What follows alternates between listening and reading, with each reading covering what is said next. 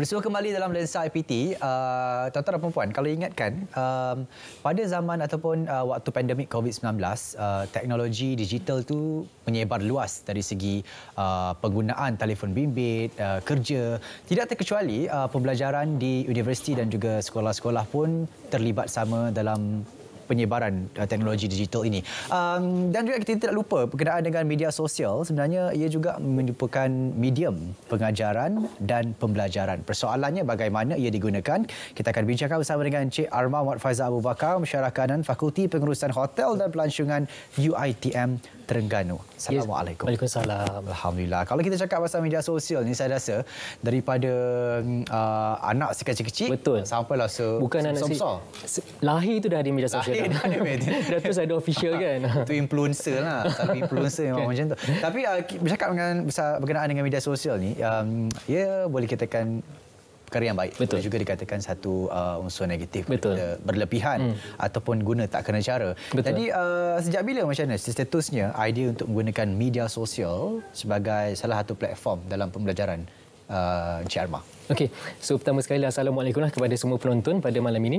So sebenarnya kalau kita flashback balik tadi, Syah ada sebut masa seluruh negara ataupun seluruh dunia kita dilanda wabak COVID-19 pada, kalau di negara kita bermulanya PKP itu pada tahun 2020 pada Mac kan.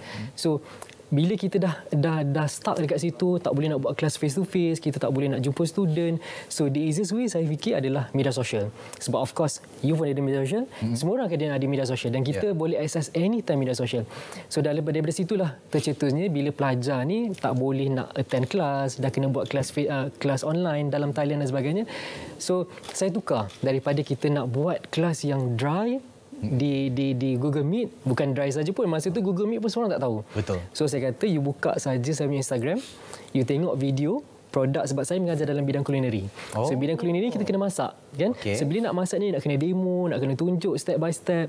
So the only way is that you buka video, you buka konten dalam media sosial saya tu dan you boleh tengok the step by step of the class lah. So daripada situlah tercetusnya ideanya bila daripada kita nak buat kelas yang dibuat secara dalam talian di Google Meet ataupun platform yang lain. So saya gunakan media sosial sebab media sosial ni semua orang akan ada. Betul. Semua memang akan ada. Selain daripada Instagram, dia ada juga Facebook kan. Macam sekarang TikTok kan. TikTok kalau dulu menari lah apa kan. Now banyak benda yang boleh dapat lah. Maksudnya boleh dimanfaatkan media sosial tu selain daripada aktiviti harian kita, tapi juga media sosial ni boleh diguna pakai untuk penyebaran ilmu dan sebagainya lah. Baik. Kalau kita ikut cara konvensional, mereka mungkin lebih prefer face to face mungkin. Betul. Tapi sekarang ini mereka menggunakan dalam talian. Ada yang bagi kerja melalui online, tak pernah bersemuka, walaupun sekarang ini kita dah gunakan konsep bersemuka. Tapi satu konsep media sosial, penggunaan media sosial sebagai pembelajaran dan pengajian itu satu benda yang baru. Jadi tahap keberkesanan itu macam mana, Cik Arma? Okey, kalau kita lihat media sosial ni, dia adalah salah satu medium yang tanpa sepadan kan. Apa-apa dunia pun sekarang ni media sosial, meniaga media sosial, dunia selebriti media sosial, even whatever news pun kita tengok jarang dah sekarang. Mungkin orang akan baca mainstream news kan, tapi orang akan scroll daripada media sosial. Cuma media sosial ni salah satunya adalah medium tu kita panggil sebagai medium yang mudah untuk dicapai. Sebab of course bila you ada device, you ada handphone ataupun you ada any gadget, of course you boleh download saja media sosial tu kan. Cumanya apa yang kita nak tekankan bila kita gunakan media sosial ni untuk kegunaan pembelajaran dan pengajaran, pelajar ni dia mungkin rasa lebih mudah untuk dia dekati dengan media sosial selain daripada menggunakan media sosial untuk kegiatan peribadi dia. Dalam masa yang sama juga dia akan guna at any time. Macam kita jugalah kan. Kita akan buka kita punya bangun tidur betul tak kan? Tidur dah tengok handphone. Tengok handphone dulu, tengok dulu notification. Ataupun scroll dulu TikTok, scroll dulu story ke apa kan. So saya rasa media sosial ni, kalau zaman sebelum ni memang kita very, orang kata zaman yang sebelum ni kita kena duduk dalam kelas, kena dengar face to face, kena tulis notes, kena salin nota, kena bawa textbook. Tapi zaman sekarang you can go beyond than that. Melebihi daripada sempadannya. Maksudnya boleh menggunakan media sosial itu di side positif yang lebih baik lah sebenarnya. Saya rasa itu satu pendekatan yang sangat baru dan sangat berkesan kalau dari segi penceritaan Cik Arma sendiri. Tapi ada juga kalau dalam kalangan kawan-kawan saya, mereka tidak menggunakan social media itu sebagai tempat untuk bersosial. Betul. Mereka lebih suka dalam kawasan sendiri, privacy, dan mereka private social media mereka. Kalau kaedah tu macam mana kita nak tarik pelajar-pelajar yang macam tu untuk menggunakan platform media sosial itu sebagai media pembelajaran yang sesuai untuk mereka? Okey, sebenarnya macam saya sebut tadi itulah, kita mengajar ni tidak tertakluk kepada kelas. Zaman sekarang ni kan, you boleh go beyond that class lah. So kalau macam pelajar ni pula, sama juga macam kita dalam kelas, macam mana kita nak menarik dia punya minat untuk dengar kita lecture, nak menarik minat dia untuk salin nota kita. Sama juga bila kita gunakan platform media sosial ni, macam mana kita nak attract dia untuk tengok video kita, ataupun kita nak attract dia untuk lihat kepada konten yang kita sediakan untuk dia praktikkan pula ke dalam dia punya syllabus lah. So by having that issue is that, so pelajar ni dia perlukan satu benda yang untuk menarik dia. Betul. So dalam konten-konten itu jugalah perlulah ada sedikit humor ke, ataupun ada tips. Macam saya mengajar kulineri kan, so adalah tips-tipsnya, ataupun adalah macam apa dipanggil terminologi yang kita guna. So kita kena tekankan, maksudnya not only kita hanya tunjuk dia untuk masak saja, but dalam masa yang sama tu ada juga unsur-unsur lain yang kita boleh campurkan sekali. Macam kita lah, bila kita tengok video, katalah video yang 10 minit, pada minit yang kedua mungkin kita dah hilang tumpuan, ataupun the first 10 second kita dah start dah kan. Dah swipe. Kalau aku aku swipe. Yes, that's why bila dalam konten tu you kena adalah ada celotehnya, ada dia punya tipsnya, macam you tengok dekat skrin ni kan. So itu sebenarnya dalam kelas. So dalam kita berkongsi juga, selain daripada itu, selain daripada kita berkongsi kepada pelajar, masyarakat di luar juga boleh guna pakai untuk bagi added value kepada masyarakat. So maksudnya kita juga membantu kepada masyarakat kita untuk kita berkongsi ilmu yang kita ada dan juga bersama pelajar kita lah. Sedapnya tengok masakan dia. Itu semua dalam kelas. Dia macam ada macam-macam masakan tu. Tapi ini yang disiarkanlah atau di-upload oleh pelajar sendiri. Tak, ni di media sosial saya. Raja TikTok. Itu kan Instagram. Okey. Itu sebenarnya cara pendekatan yang baru. Kita rasanya boleh, kepada siapa yang sedang menonton sekarang, boleh menggunakan pakai kaedah-kaedah seperti ini untuk menarik minat lagi, supaya mereka ni sebenarnya bukan sahaja rajin untuk belajar, tapi rajin untuk berkongsi ilmu kepada orang. Sebenarnya itu yang paling penting. Jadi adakah syllabus itu diberi oleh Cik Arma sendiri ataupun mengikut kreativiti mereka belajar? Kalau kita kan buat syllabus ni yang kita dah tentukan oleh UiTM lah. So senarai pembelajaran, senarai topik ni dah ada. Cuma bila pelajar ni, contohlah macam tadi tengok yang buat capati lah, buat dalca dan sebagainya tu. So itu bila kita buat, contohlah macam itu sebenarnya kelas di semester. Kalau masa kita PKP dulu, pelajar ni mungkin dia tak boleh nak tengok kita face to face. So apa yang dia perlu buat adalah, bila dia dah tengok video kita, dia balik ataupun bila dia di rumah tu, dia praktiskan balik dengan melihat kepada konten yang kita sediakan tu lah. Gitu. Itu sebenarnya satu rujukan lah. Betul. Sebab kalau macam kita dalam kelas, bila pensyarah demo sekali tu saja. Kan, dia ingat tak ingat kita tak pasti kan. So bila adanya konten yang sebegini, so pelajar ni akan guna sebagai bahan rujukan juga. Maksudnya dia boleh keep on lihat dari semasa ke semasa lah, bukan hanya di kelas saja ataupun at any time. Kalau dia nak buat revision pun dia boleh tengok balik, and even dia boleh keep on dia punya link tu kan untuk dia tengok balik.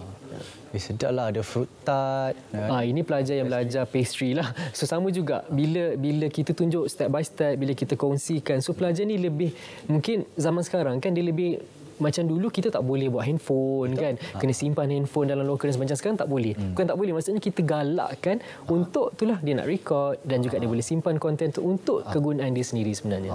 Itu sebenarnya kebebasan yang diberi. Tapi kalau dah semua orang bawa phone mungkin waktu Encik tengah terangkan, mungkin dia tidak tengah ada dalam slide-slide. Tapi itu antara cabaran. Selain daripada itu, apa cabaran dalam kita nak menghadapi era yang macam ni? Betul. Cuma macam selain daripada isu tadi itu, kita boleh lihat macam saya sebut tadi itulah, bila kita berkongsi ni mungkin di luar sana mungkin salah guna ataupun manipulate kita punya konten tu, ataupun tukar kita punya kreativiti ataupun mencedok hak cipta kita. Itu antara yang lain lah. Cuma bila kita ambil di sisi yang lebih positif, dia sangat berguna. Bukan hanya kepada student, dia juga boleh dipraktikkan kepada masyarakat di luar. So bila saya contohlah saya kongsikan satu-satu video tu, nak share juga kat sini, satu video tu satu video tu lah boleh mencecah hingga 1 juta viewers. So maksudnya di situ, kalau pelajar saja kita ada berapa, kalau kelas saya ada 15 pelajar. So lebih tu maksudnya sama ada warga UiTM sendiri ataupun masyarakat luar. So dia 2 in 1. Kita boleh bantu pelajar kita dan juga kita juga berkongsi idea itu kepada masyarakat di luar lah. Ini ada satu soalan sebenarnya berkenaan dengan apa antara platform media sosial yang kita pakai dan macam mana penyediaan bahan video-video itu dan mengedit video tu caranya macam mana? Okey. Flashback balik tadi tu kan, saya bermula pada Mac 2020. Masa itu kita zero. Kita tak ada orang kata nak edit video macam ni kan, you ada kamera, you ada all your crew. Kita kat rumah seorang. Masa PKP kan duduk rumah seorang dengan peralatan yang ada kat rumah yang terhad. So daripada situlah tercetusnya idenya saya gunakan Instagram. Instagram masa zaman tu TikTok ada dah, cuma kita tak berapa familiar lagi dengan TikTok kan. Cuma saya ni tidaklah terlalu technically pandai untuk edit video. So kita gunakan sedia ada saja dalam Instagram tu, gunakan video editor yang ada dalam Instagram. Yes, dan juga dalam device kita lah, dalam handphone kan dia dah ada kan video maker. Yes, so kita gunakan itu saja. So bila kita kongsikan, tambah sikit caption, tambah dia punya senarai, resepi dan sebagainya, kita kongsikan. Kita muat naik dalam media sosial. Dan tadi tanya berkenaan dengan bahan. Sebenarnya kalau macam saya lah, kalau peralatan, kita buat peralatan untuk tu handphone saja. Kalau kat rumah kena beli ring light tu je lah kan. Tapi kalau di kelas macam ni kita minta lah student untuk bawa, ataupun kita pun boleh juga bawa ring. Yes, kalau di kelas lah. Tapi kalau di rumah we do by our own lah. Cuma kalau macam bahan untuk masakan tu of course lah kita boleh beli di market dan sebagainya. Saya rasa Encik kreatif sebab dapat mencipta satu perkara yang baru untuk mendekati para pelajar. Mungkin kepada pensyarah-pensyarah yang lain yang tak pernah menggunakan konsep atau kaedah yang macam ni, penerimaan mereka macam mana? Okey, kita ambil dua-dua lah kan. Mungkin bagi generasi terkini, dia akan nampak lebih mudah untuk dia. Sebab ialah, because everyone memang, kita pun sekarang macam tadi kita sebut, sebelum tidur handphone, selepas bangun tidur pun handphone, in between gap break pun handphone, nak tengok media sosial dan sebagainya kan. Itu memang mudah. Cuma mungkin generasi yang lama bagi mereka mungkin agak sukar lah. Because pendekatannya, sebab macam kita juga kadang-kadang kita lebih suka face to face, nak belajar tu nak kena ada pensyarahnya di depan ataupun ada cikgunya di depan. Macam ni bila kita duduk di depan video, di depan kamera, tak ada orang kat depan. So dia punya feel tu mungkin lain lah. Cuma bagi saya, dua-dua tu masih boleh dipraktikkan. Sama ada dalam talian dan juga secara face to face. Especially kepada kelas yang perlukan skill macam ni lah. Kelas masak ni you kena practice kan. Kalau you tak practice, you tak akan dapat. Betul. Saya kalau dah tengok, kadang kita dah tahu cara nak masak asam pedas lah katakan. Tapi tetap juga kena tengok resepi dekat YouTube ke kat mana, sebab kita nak tahu apa langkah-langkah yang betul. Jadi mungkin sebagai soalan terakhir kepada Encik Arma berkenaan dengan apa antara saranan ataupun harapan yang boleh kita katakan kepada penonton Lensa IPT yang mungkin mereka ini seorang pelajar dan mungkin juga seorang pensyarah sedang menonton. Okey. Kita kena lihatlah perkembangan ataupun sekarang ni arus yang berubah kan, daripada zaman dulu hinggalah zaman yang moden sekarang ni kan. So kalau kita boleh bergerak bersama ataupun kita boleh ikut perubahan ini, so boleh guna pakai media sosial ini sebagai salah satu platform untuk pembelajaran dan pengajaran, dan boleh dimanfaatkan bukan hanya kepada pelajar dan juga semua warga.